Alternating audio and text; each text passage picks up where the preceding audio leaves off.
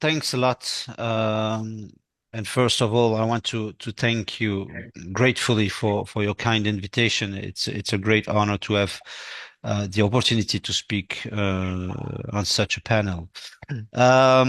I will be short, and I won't repeat how horrific, how inhuman, how genocidal is the U.S.-Israeli war on Gaza people. I won't repeat how shameful, how disgraceful, how criminal is both passive and active complicities from some European capitals. I just want to share several points with you. The first one is that speeches, included official speeches, are changing. Lines, I think, are moving, probably too short, too late, but it moves. And it moves as a result of the wide and decreasing mobilization of the civil society, especially through social media. And I think it's very important and very effective. That's why we must continue to ensure that the situation is qualified by the right words.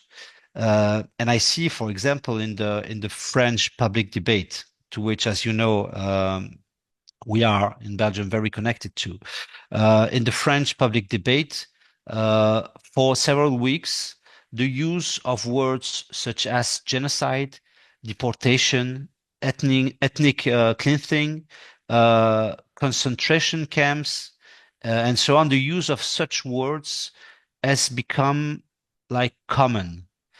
And actually they are used more widely, and they are used in and their use is less controversial. And it's so important. It's so important because it helps to break down the powerful Israeli narrative. And this narrative, as you know, is designed to deny, to minimize, to undermine their crimes, and of course, at the end of the day, to evacuate the issue of accountability. So that's the first point. And if the speeches are changing, I think we still need for concrete acts to be done by governments. And there are two kind of concrete acts that need to be done. First of all, and urgently, of course, two things.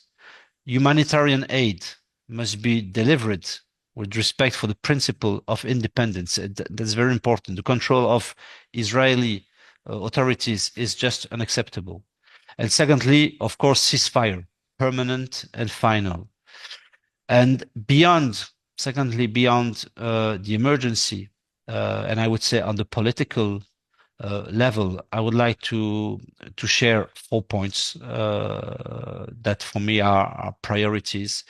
First of all is suspension of the EU-Israel Association Agreement. Secondly, the end of arms deliveries to Israel. In Belgium, we don't deliver for like 15 years from Belgian defense industries. It's forbidden for 15 years. But we still have a transit issue. 3, full support, and I would even say rehabilitation of the ICG and ICC, included the full execution of the warrants against Netanyahu and Gallant. And I want to remind that the court staff are personally threatened by the US administration, and it's also a shame.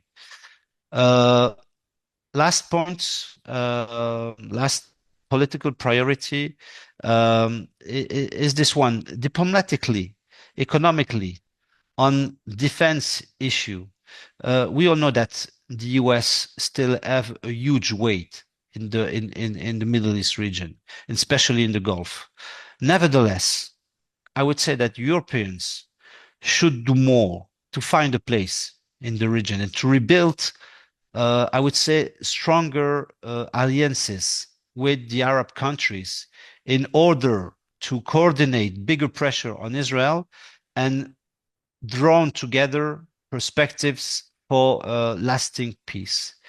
Uh, I would conclude this way. I'm deeply convinced that part of our common future is at stake in Gaza.